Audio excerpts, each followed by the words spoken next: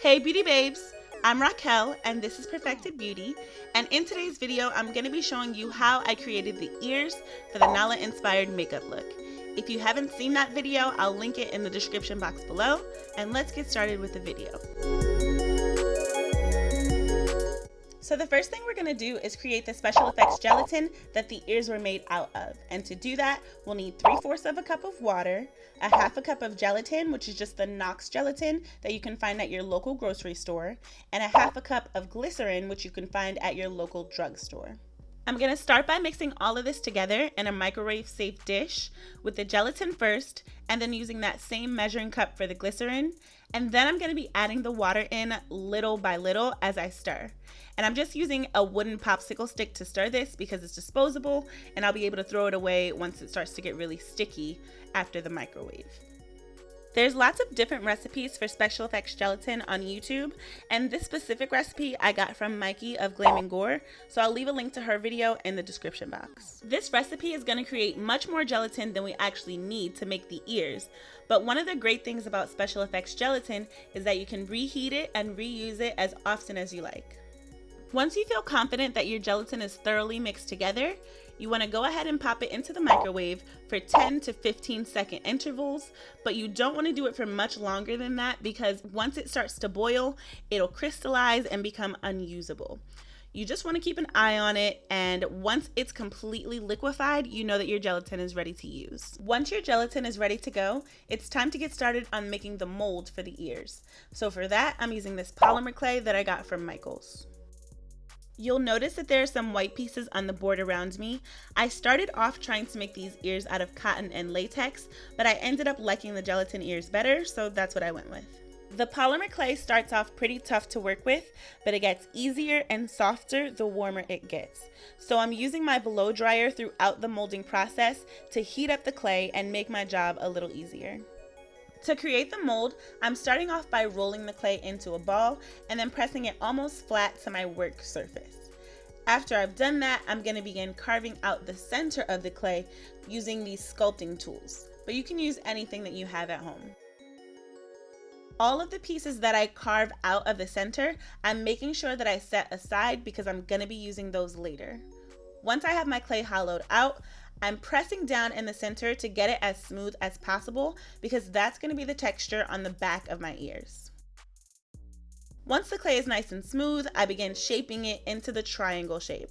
I transferred the base of my mold onto this plate so that it would be portable and I would be able to let the gelatin cool in the refrigerator, but that ended up being an unnecessary step, so you can skip that if you like.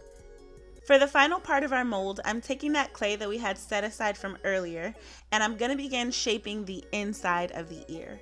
So I'm starting the same way that I did before, rolling it into a ball and then pressing it flat onto my work surface. Then I'm going to shape it into a triangle.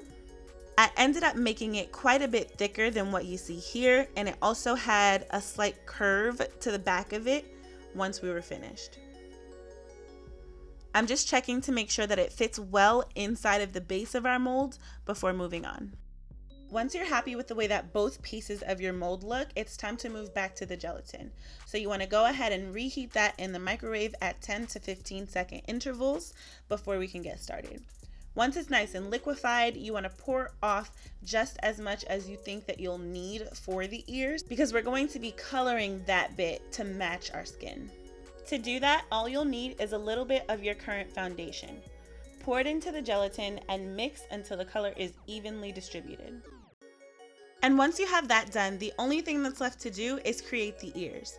So I did one of them off camera, and all you have to do is fill the mold with your gelatin. You want to leave a little bit of room in the top because you're going to insert that middle piece. Tilt your mold to make sure that the gelatin fills every corner of the mold. And then we're going to let it set up for just a little bit before putting in the centerpiece. If you put it in too soon, all the gelatin is going to flow out of the sides and then you'll have a very thin back portion of the ear. But once it's set for a little bit, you insert your centerpiece and then you just want to fill any gaps that might be remaining between your mold and your centerpiece. If you have some spillage on the side, that's perfectly fine because we'll cut that off once it sets. So the gelatin doesn't take very long at all to set up within your mold. I found that the best thing to do is just let it sit and figure out something else to do while it's setting. So what I did was I took some translucent powder and started to powder the ear that I have already made, and that just helps with making sure it doesn't stick to anything or stick to itself while it's still pretty tacky. So I did that, and then I just let the ear sit and continue to check back with it to see how sticky it was, and that's sort of how you can tell whether or not it's ready to come out of the mold. Once your gelatin feels not quite as tacky to the touch, you know that it's ready to come out of the mold and to be powdered. So before taking it out of the mold, you just want to cut off any of those areas where the gelatin might have run over and started to drip along the side. You can just grab any pair of scissors and snip those off, and they should come off pretty cleanly. Then all that there's left to do is powder and remove your ear from the mold. You want to make sure that you're powdering as you go to stop the ear from sticking to itself. And then once that's done, you'll have two beautifully molded homemade gelatin ears. Again, to see how I applied these ears, make sure you check out my Nala inspired makeup look. That video will be linked in the description box below. Thank you guys so much for watching, and I'll catch you in the next one.